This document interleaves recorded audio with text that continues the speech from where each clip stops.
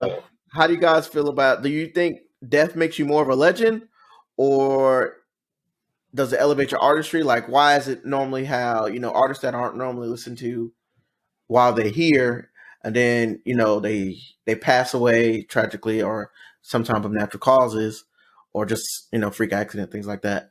All of a sudden, people realize how great they were. Were they always that great, or was it the death that made them great? If that sounds bad, I don't mean to. I don't. It's not supposed to sound bad, but I mean, it's something to talk about because it's kind of like, how do you consider someone a legend or so great if they have one body of work, two bodies of work? But then while we're here, before we move on, the impact that body of work has on the culture. Yeah, but like let's say I have one good body of work, right?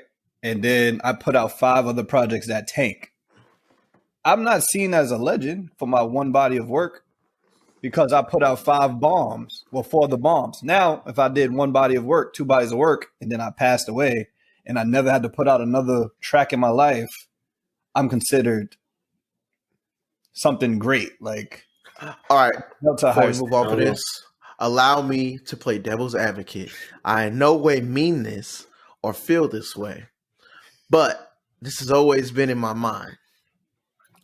How do we consider Lauryn Hill to be such a great artist with one album, and she hasn't done anything since, but we still regard her as one of the best artists? She has, though. But again, my point, the impact that one body of work had on the music, the culture of music.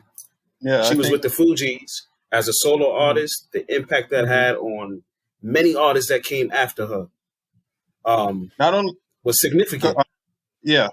What she did as far as being a singer and a rapper, like that wasn't a thing back then. And again, that one project had longevity. There's people that do that also, though. I agree with Eric. Eric. Has an impact at the level of Lauryn Hill? No.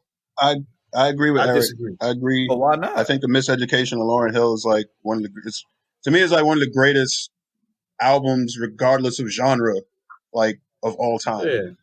Because it hits so many different genres. And no, let me finish. And I'm not saying like you guys are trying to disparage it or anything like that, but that one body of work, like, transcends so many different genres and hits so many different like avenues of music, and like not like even outside of her like recorded aspects, like her songwriting credentials are like insane. Like how many artists that are out today could say that they wrote songs for like Aretha Franklin? She wrote the song "A Rose Is Still a Rose." A lot of people don't realize that. That's why she's in the video. But her like body of work outside of recording is huge. So like for her, like to be the example, she transcends just like having just one body of work, because like her body of work is expanded outside of what you hear her sing. Mm-hmm. It's like Neo, for example. Neo has 2 albums like that I consider that's like absolutely like amazing, but he writes so many songs for his first 2 albums I think are absolutely amazing. But he writes songs for so many people that he literally, like, if he didn't record, like, if he recorded one album, he probably could just, like, flex off saying, like, oh, I wrote this song. Right. Mm-hmm. He could flex off songwriting. Yeah, but question, all right, just to that aspect, right? So his first 2, Neo has probably, what, like 7 albums out? 5, 6? So which I like. Don't get me wrong. I just want to say, like, his first 2 albums like, to me is, like, yeah, his first 2 were amazing. Right. It's like, but then, like, it's not even like it's not even that, I don't even feel like he fell off. But, like, when you keep putting out bodies of work, it's harder to match, like, your first 2, your first 3, because it's different. Like, either you're going to be talking about extremely different stuff that people are probably not relating to, that you're going through now, so it doesn't hit the same. But, like, do you feel like his later body of work diminishes who he is as an artist because they don't leave that same impact on you as the first 2? Not really, because I think, like, when you get to a certain point, like, you're allowed a little bit more creative freedom. Like, and I don't mean to sound like I'm changing the subject or whatever have you, but take Kanye, for example. Kanye released College Dropout and Late Registration, and then he switched his sound completely, like with Graduation, 808 Heartbreaks. And a lot of people, I love 808 Heartbreaks personally, but a lot of people don't like it because it's a totally different sound that they weren't used to. But then he was able to take that sound and then like go into bigger heights.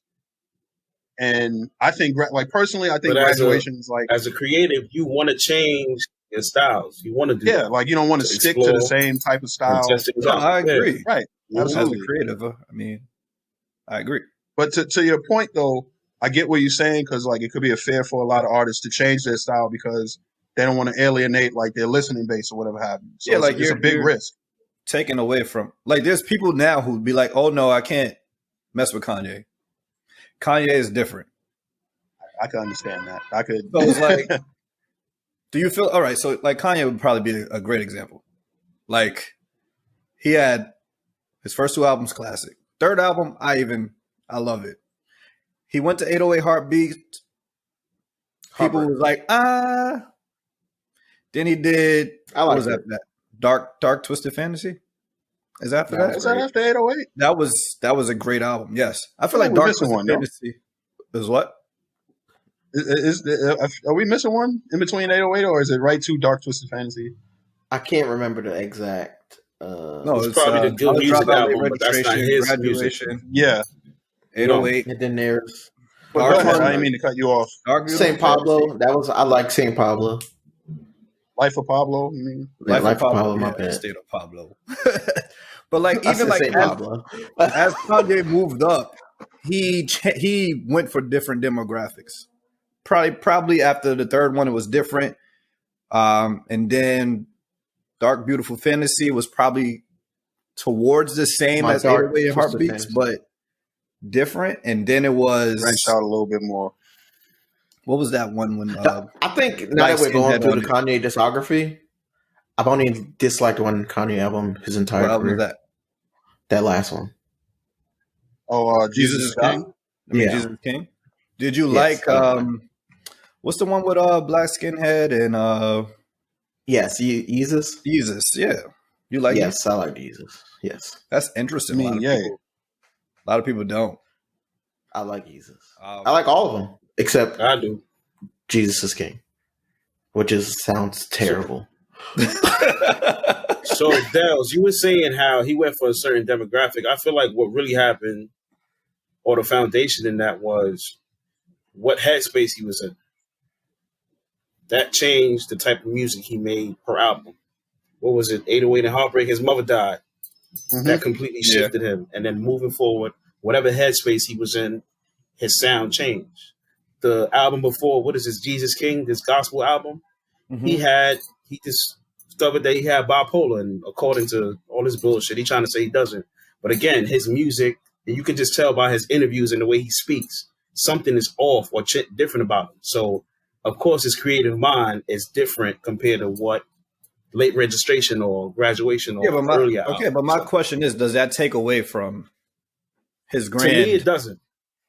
I think it adds to it. That, like this person, people evolve, people go through shit, but I'm not going to let what recently happened change what I think of them as an artist. I'm going to always go back to the beginning. So I want to add one thing before you. I don't mean to cut you off, BJ. I just want to add one thing. That's fine. Jesus is King. Jesus is King was completely different from anything he ever did before. How many rap artists do you know?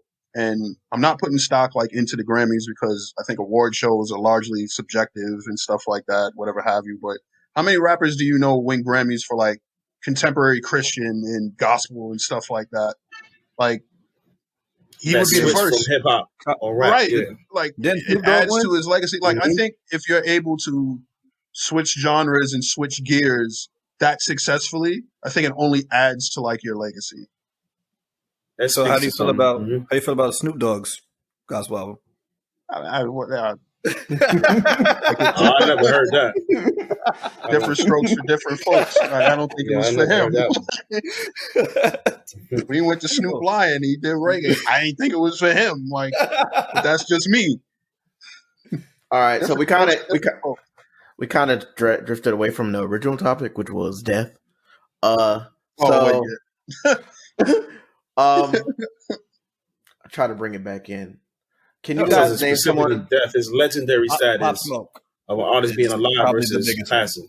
XXX Tentacion. Yeah. I mean, to be fair to Pop Smoke, I think even if he was alive, that album was great. The album was great. To me, Pop Smoke is not a legend. That's not a legend. He's not a legendary musician. To me, I mean, I'm going to argue against his point. He just made. I don't think he's legendary either. He just made a good project or two that people like. Legendary status? Yes, because he changed the sound of music in New York. He brought the whole grime scene to New York City and made it the most popular sound that is being replicated to this right now. Yeah. Right now, people hold him. Everyone is Pop Smoke's child right now. Wait a minute. I'm not disagreeing with what you're saying, and I think you're correct. He's introduced an entirely new sound to a region that didn't have that type of sound, but I think it's a little too early to call him a legend. Like, let's see how long this lasts. Like, because how long can it last? I don't think it's going to last that long. That's a good question. Like, we got to wait and see. Like, it's still fairly new. It's been like 2 years. It's been like 2-3 years.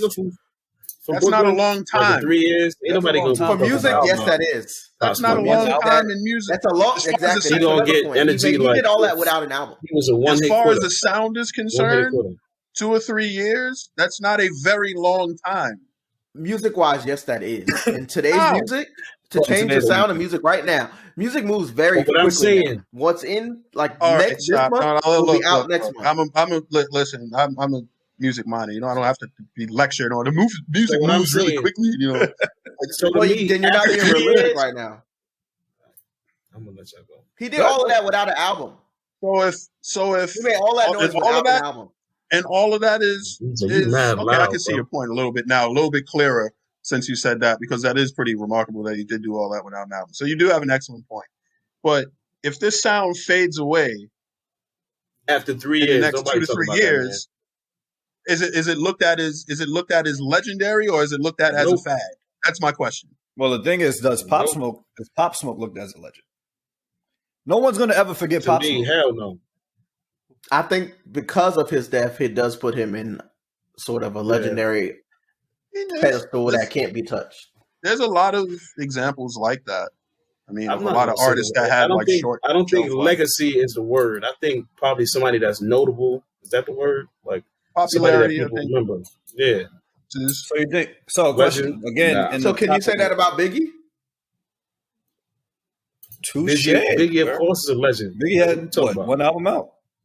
One album. Another person that changed. Second album recorded, but he died before the second came out. Changed the culture. Like the impact he had on the culture. How did Biggie change the culture? Who else turned the culture in New York City with one album? Bro, Pop Smoke did not change nothing, bro.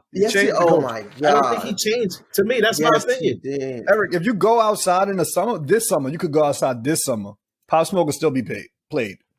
This summer. All right. In 3 years, that's not going to be the case. After 3 years, nobody going to be speaking about this man like, yo, his album was crazy. Ain't nobody talk, for example, saying Pop Smoke is in the lane with fucking Biggie, Pac, or somebody that has a crazy impact, Lauryn Hill.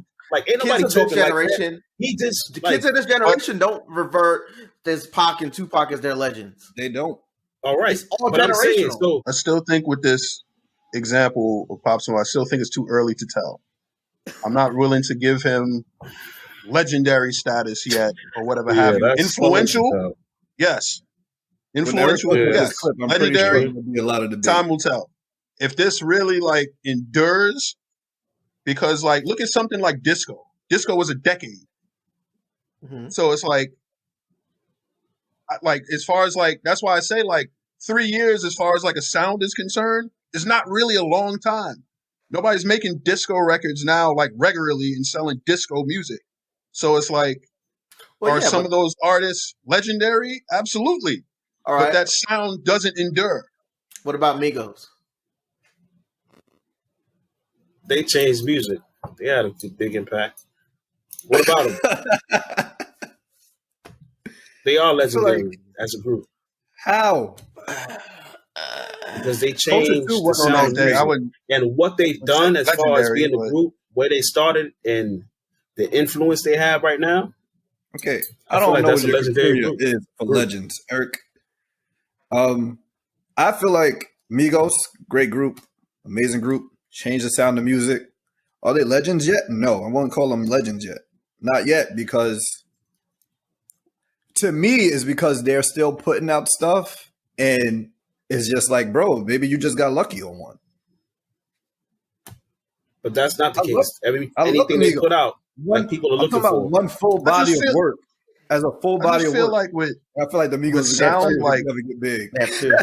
sound is like so influential. Like anybody can copy a sound, but it's like that doesn't mean it's always a good replica of it. Like if you look at like music history, like all types of people, like take like Elvis for example. People find Elvis to be legendary. You know how many songs he stole from like lesser known black artists and stuff like that, and they don't get any credit for it. He didn't create that sound, but he's the legend from it. Like, you get what I'm saying? Like, just because you start something doesn't necessarily make you a legend or whatever have you, because you may not get the recognition for it. And here comes Pop Smoke. The sound that Pop Smoke brought to New York is not from New York. It's from London. And he brought that grime sound to New York City and made it the most popular sound in New York City for the last 2-3 years. When anybody sounds like Pop Smoke or raps like Pop Smoke, people compare them to Pop Smoke. And that's... I feel like he gets compared to 50. So because he's the one who broke out with that. So he's the one who broke out mainstream with that sound. So if somebody comes out with grime music that's better than Pop Smoke, are people going to remember Pop Smoke? Yes. You have to reference Pop Smoke when you have to. Yeah. I don't see how you. But if everybody's doing it, doing it, literally any New York artist you name right now that's popping up on the scene is Pop Smoke's child. You got two Gs, CJ, all of them. Yeah, all of them. Why are you yelling? I'm not yelling. I'm not. He ain't a legend. Move on. I'm just saying. I still say it's too early to tell a person. I mean, so what about? That's just me. What about X? Not DMX. Wait, DMX. All right, no, not DMX. I'm talking about XXX. That's what I thought. Yeah. Are you? Which one? I mean, there's a couple we can draw from. You got X. You got Juice WRLD. Juice WRLD was fucking amazing. I thought he would have been big. Juice WRLD. He was continuing emo rap. I think there's a market for that. Do you not say that Juice WRLD is king of emo rap? There's people now that's doing songs and just taking clips of Juice WRLD and putting it on their song. What about Cudi? Cudi was doing emo rap before Juice. That's put me in the bind, Chris.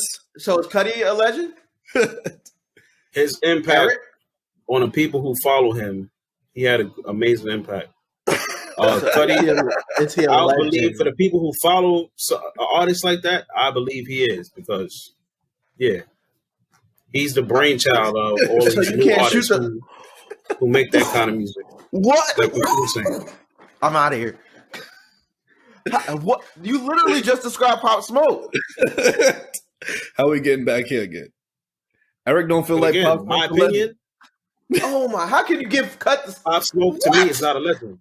Just move on. Like, it's over. Like, I'm not about to go back and forth and compare artists, because we got to get back to the original question, which is as far as legendary status, death, being alive, like all that stuff. Like, let's go back to that question. Y'all just bringing up artists now. Even before we go back to that, it's the same question. Even before we go back to that, like, are you saying like there should be some type of universal criteria when, like, for those examples? Because it's like, Cudi does a lot more stuff other than just introducing that sound. He produces for a lot of people too. He did a lot of acting as well. So, but I'm just saying, if we're gonna The example he just said. He's the brainchild for a whole culture. What? Okay, but we can move on. I mean, Lupe Fiasco, you legend. Eric, I didn't hear you. Lupe Fiasco, is he a legend? Underrated, super underrated. Oh, I got one for you. I got one for you right now. Big L, legend. That's that was he would have been. How do you know that? He would have been. I feel like he would have been had he keep. Okay, let me say this: had he keep releasing music at the same trajectory as far as like quality is concerned, he would have been. I think that's fair to say. You could say that in athletics about people, right? For example, if somebody doesn't get hurt, Brandon and they keep Roy. producing, Brandon Roy. That's exactly who I was thinking of. If Brandon Roy, for example, doesn't have bad knees and he continues the trajectory of his career that he was going at, he probably would have been a Hall of Famer because he was making all-star teams and whatever have you. It was making like all NBA teams and whatever have you. So he would have been a legend. I think that's fair to say about Big L if he would have been alive long enough to release music at the same trajectory. But due to that criterion, you know what happened to them. Knowing the trajectory that they are on, can you not give them like an honorary, I guess, in a sense, honorary legendary status? Because you know what they would have done. But you don't. Well, I mean, I feel like with that question, you got to base it off of what they have left, right? The same thing with Biggie. They consider him a legend, depending on who you ask. So depending on who you ask, Pop Smoke is a legend. This is subjective. I rest my case. No, he's right. DJ's right. It is a subjective. Back to that.